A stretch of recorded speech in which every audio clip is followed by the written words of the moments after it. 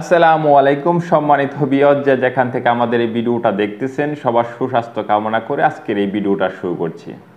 আপনারা জানেন সহজ পদ্ধতিতে মাছ চাষ বাংলাদেশে একটি আলোচিত এবং জনপ্রিয় একটি মাছ চাষ। সেই ধারাবাহিকতায় আজকের এই প্রতিবেদন। আপনারা জানেন যে আমরা বাংলাদেশের প্রত্যেকটা জেলা উপজেলায় গিয়েছি এবং চাষিদের রিভিউ তুলে ধরেছি, ভালো মন্দ সবসময় আমরা তুলে ধরেছি এবং আমাদের এই প্রজেক্টে আমরা যখন যে বিষয়ে নিয়ে কাজ করি সেই বিষয়টা আপনাদের মাঝে তুলে ধরার চেষ্টা করি। এটা এই জন্যে তুলে ধরি যেন আপনারা খুব অল্প খরচে অল্প জায়গায় সহজ পদ্ধতিতে মাছ চাষ করে আপনার বেকারত্ব দূর করতে পারেন। সম্মানিত চাষি ভাইয়েরা, আজকে কথা বলবো যে প্রথমত আপনারা মাছ চাষে এসে কেন প্রথমে প্রতারিত হচ্ছেন এবং কি মাছ চাষে প্রজেক্টের আপনার লস হচ্ছে। আপনারা জানেন যে আমরা ট্যাঙ্কে মাছ চাষ করি, বেশিরভাগ সময় পুকুরে খুব কমই করে থাকি। পুকুরে শুধু আমরা রেণু পোনা উৎপাদন করে থাকি। তো অসংখ্য চাষি ভাইরা আবার আমাদের কাছ থেকে মাছের পোনা ক্রয় করে পুকুরে কালচার করতেছেন। তাদের জন্য পরামর্শটা একরকম থাকে, যারা ট্যাঙ্কে কালচার করতেছে তাদের জন্য পরামর্শটা একরকম থাকে, কারণ দুই রকম সিস্টেম। তো আজকে আমি কথা বলবো শুধুমাত্র প্রথম অবস্থায় কি কারণে চাষিরা প্রতারিত হয়।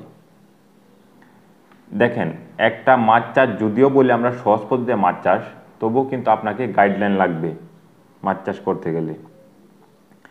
এখন আপনি যদি সহজ পদ্ধতিতে মাছ চাষ করেন শুধু ইউটিউবের ভিডিও দেখে, তাহলে কিন্তু আপনি সাফল্য পাবেন না। আর আরেকটা বিষয় হলো, যদি এই মাছ চাষ করেন আপনি যদি এরকম কারো কাছ থেকে যদি পরামর্শ না নেন যে যারা সফল এবং বাংলাদেশে অনেক চাষিদেরকে উদ্বুদ্ধ করতেছে এবং অনেক জায়গায় যাইতেছে বা তাদের অনেক সুনাম আছে, তো এরকম কারো কাছ থেকে যদি না নিয়ে যদি হঠাৎ করে আপনি মাছ চাষে এসে যে কাউকে জাস্টিফাই না করে আপনি বিশ্বাস করে যদি মাছ চাষে আসেন, তাহলে আপনি ক্ষয়ক্ষতির সম্ভাবনা অনেক বেশি হবেন, এটাই স্বাভাবিক। আরেকটা বিষয় হলো যে আপনারা যখন মাছ চাষে আসেন তখন কিছু কনফিউজ অবস্থায় থাকেন, যেরকম এখনও দু একজন মানুষ আছে যে বায়োফ্লক করতেছে। বায়োফ্লক করব না সহজ পদ্ধতিতে মাছ চাষ করব না আরএস সিস্টেম করব, মানে ট্যাঙ্কে আমরা কোন সিস্টেমে মাছ চাষ করব।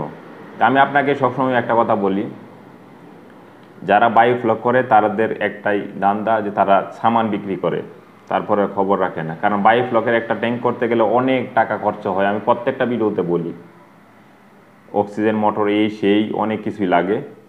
আরএস সিস্টেম এখন সাধারণ চাষিদের সম্ভবই না আরএস সিস্টেমে মাছ চাষ করে, কারণ আরএস সিস্টেমে মাছ চাষ করতে গেলে চায়না থেকে প্রথমে একটা মানে বড় ধরনের একটা মোটর ইম্পোর্ট করতে হয়, যেটা পানি রিসাইকেলিং করে। এইগুলা আসলে আরএস সিস্টেম, তো সেজন্য এটা চাষিদের সম্ভব না। এখন সহজ পদ্ধতি বলতে আমরা কি বলি, এটা হলো বটম ক্লিন সিস্টেম। এটাকে চাষিদের বোঝানোর ক্ষেত্রে আমরা বলি সহজ পদ্ধতি। তো সহজ পদ্ধতি বলতে হলো যে অল্প জায়গায় কম খরচ আমরা করতে পারি এবং এটার পানিটা তলদেশটা খালি পরিষ্কার রাখলেই হয়, পানির গুণগত মান ভালো রাখলে হয়। এখন আমি কথা বলবো যে আপনারা তো সহজ পদ্ধতিতে ছাড়া অন্য কোনো পদ্ধতিতে মাছ চাষ করে সফলতা পাবেন না। এটার কারণ হলো কি, ব্যয় বেশি যখন হয়ে যাবে একটা কালচারে, তখন সেখান থেকে সাফল্য আশা করা যাবে না। আর আপনারা যদি সহজ পদ্ধতিতে কালচার করেন, অনেকে বলে যে ভাই আপনারা কি আমাদেরকে সেট আপটা করে দিয়ে যাবেন, আমরা কিভাবে ট্যাঙ্কটা করবো সেট আপটা করে দেবেন। ভাই সেট আপ করলে তো আমি মাগনা করে দেবো না, অবশ্যই আমার লোকজন গিয়া করে দিবে। তো এখানে কিন্তু একটা ব্যয় আসবে, এটা আপনি নিজে করতে পারেন, খুব সহজ বিষয়। একটা লোক নেন, লোক নিয়ে সুন্দরভাবে নিজে করে ফেলেন, তাহলে তো আর বাইরের থেকে লোক নিতে হচ্ছে না, আপনার খরচটা সেভ হচ্ছে। আপনি যখন একটা প্রজেক্টে আসবেন তখন অবশ্যই আপনার সকল খরচ কমাতে হবে, আনালে সেই প্রজেক্টে আপনি টিকে থাকতে পারবেন না। এখন আরেকটা প্রতারিত আপনি কিভাবে হচ্ছেন, আপনারা মাছের পোনা যে সংগ্রহ করতেছেন, আজকে একটা মজার বিষয় বলবো পরে।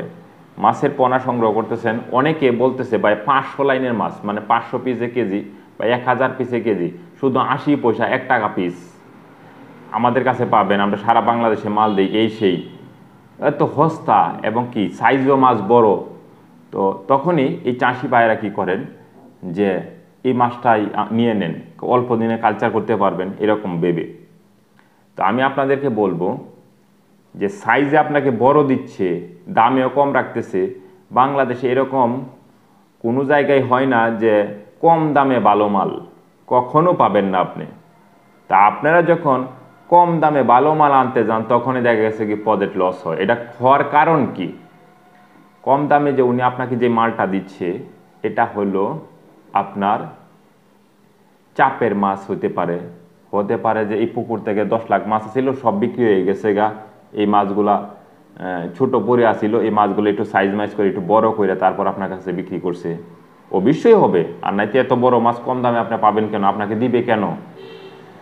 তো এই কারণে দেখা গেছে পরবর্তীতে এই মাছটাই না পুকুরে অথবা ট্যাঙ্কে যখন দেওয়া হয় তখন দেখা গেছে কি যে এটা আর বেশি বড় হয় না, 100, 150, 200 লাইনে কেজি হয়ে যায়, এরপর আর বড় হয় না। তখন অনেকে না পারেন এটা বেচতে, না পারেন খাইতে, তো অনেকে আমাকে ফোন দেন যে ভাই আমার ট্যাঙ্কে এতগুলা মাছ আছে, আমি এটা বিক্রি করে দিব, মাছ কালচার করব না। তো তখন আমি বুঝতে পারি যে আসলে সেই মাছটাই উনি দিছিল, এখন বড় হয় না, এই জন্য বলতেছে পোনা আকারে বিক্রি করার জন্য। তো আমি আপনাদেরকে বলবো যে আপনারা কম দামে ভালো মাল কখনো পাবেন না, আর মাছটা কেনার আগে অবশ্যই ভালো হ্যাচারি থেকে সংগ্রহ করবেন। এখন অনেকে বলবেন যে ভাই আপনি মনে মাছ বিক্রি করেন, মাছ বিক্রি করতে আসছেন। অবশ্যই আমরা যেহেতু এই সেক্টরে কাজ করি, দীর্ঘদিন যাবৎ কাজ করে যাচ্ছি, সারা বাংলাদেশে ঘুরতেছি, অবশ্যই এটা আমাদের প্রফেশন। আমাদের প্রফেশন হলো সহজ পদ্ধতিতে মাছ কালচার করা এবং মাছের পোনা উৎপাদন করা। সেই সাথে আমাদের আরও অনেকগুলো ব্যবসা আছে যেটার সাথে আমি জড়িত। আপনারা জানেন যে আমাদের তিরপলের কারখানা আছে, সেখানেও আমি জড়িত।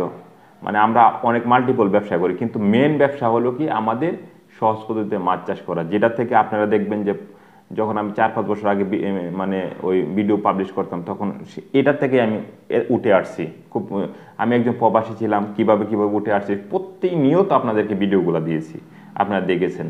আর এখন সারা বাংলাদেশে প্রায় 800-র বেশি প্রজেক্টের কাজ চলতেছে। এটা সাধারণ বিষয় না যে 800 প্রজেক্টের বেশি কাজ চলতেছে সারা বাংলাদেশে। এটা আসলে আমার জন্য আমি মনে করি এটা অনেক বড় পাওয়া। এই জন্য আমাদের ব্যস্ততা অনেক বেশি, যে কারণে আমরা সময় দিতে পারি না। তো আপনারা সহজ পদ্ধতিতে মাছ কালচার করুন, জেনে বুঝে কালচার করুন, অবশ্যই আপনারা স্বাবলম্বী হবেন। আর আরেকটা বিষয় না বললেই নয়, যেমন আপনি যখন সহজ পদ্ধতিতে কালচার করবেন তখন দেখা গেছে অনেক ধরনের মানুষ অনেকভাবে কথা বলবে, এই বিষয় নিয়ে আপনাকে কনফিউজ হওয়া যাবে না। গত কিছুদিন আগে এক লোক আমার পাশের উপজেলায় ইতিপূর্বে মাছ কিনে মানে লস খাইছে, লস খাওয়ার পরে আবার বলল যে ভাই আমি তো এরম ভিয়েতনামি কই মাছের পোনা আনছিলাম, বড় বড় সাইজের পোনা, তো এটা তো আমি লস খাইছি, এখন কি করতে পারি? এখন ওই লোকই বলতেছে যে আবার আমাকে পোনা দিবে। তাই আমি বলছি আচ্ছা ঠিক আছে, আপনি যে অরিজিনাল ভিয়েতনামি কই মাছের পোনা দিয়ে থাকে তাহলে ওনাকে ফোন দেন, মাল নিয়ে আসুক, তারপর আমি আসি দেখি অরিজিনাল ভিয়েতনামি কই কিনা। তখন আমি আসলাম, উনিও মাছ নিয়ে আসছে, সাইজও মাছ বড় বড়।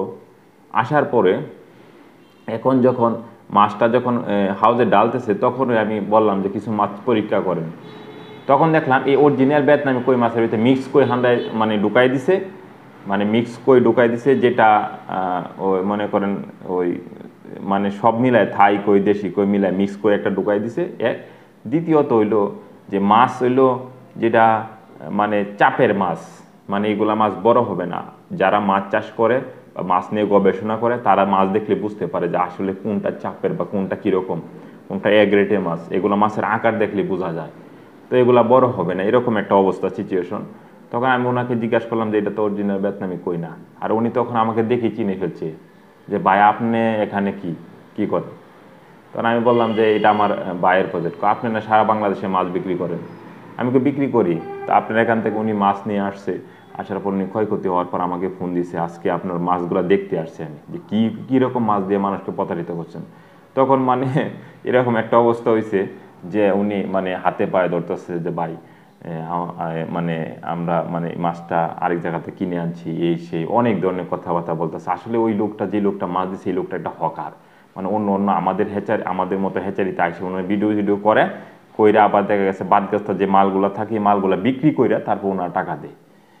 তো সেজন্য উনি হাতে পায়ে দইরা তারপর নিয়ে গেছে, কিছু টাকা আমরা ওনাকে দিয়ে দিছি, যেরকম উনি যা মাছের যে প্রাইসটা আছে এই প্রাইসটার মধ্যে কিছু টাকা দিয়ে দিছি, আর গাড়ি ভাড়া আছে একটা দিয়ে দিছি। একবার দেই নাই যেরকম না, কারণ তো এই মাছটিও তো উনি কষ্ট করে আনছে। এরকম একটা বিবেচনা করে ওনাকে দিয়ে দিচ্ছি, উনিও খুশিবাসি চলে গেছে। তা আপনিও কিন্তু এরকম প্রতারিত হতে পারেন। কম দামে ভালো মাল কিনতে গেলে তখনই প্রতারিত হবেন। তো সবাই ভালো থাকুন, সুস্থ থাকুন। এই জিনিসটা এই জন্য সতর্ক করলাম আপনাদেরকে যে মাছ চাষ করতে গেলে অবশ্যই বিস্তারিত জেনে তারপর আপনাকে করতে হবে, আর না হয়তো আপনি বিপদে পড়বেন। আর যারা সহজ পদ্ধতিতে মাছ চাষ করার চিন্তা করতেছেন দেশের বাইরে এবং দেশের ভিতর থেকে, প্রবাসী এবং বেকার ভাইয়েরা, তাদেরকে আমি একটা কথা বলবো যে মাছ চাষ করার আগে অবশ্যই আমাদের কাছ থেকে জেনে বুঝে তারপর আপনি কালচার করবেন, আর না হয়তো ক্ষয়ক্ষতি হবেন। কারণ একটা ভিডিওর মাধ্যমে সকল তথ্য দেওয়া যায় না। মাঝে মধ্যে দেখা গেছে যে আমরা সিরিজ ভিডিও দিয়েছি, আপনারা অনেকে এই ভিডিওগুলো দেখেছেন, অনেকে দেখেন নাই, তাদেরকে বলবো সিরিজ ভিডিওগুলো দেখলে অনেক কিছু আইডিয়া হয়ে যাবে। সবাই ভালো থাকুন, সুস্থ থাকুন। আজকের জন্য বিদায় নিচ্ছি। আসসালামু আলাইকুম।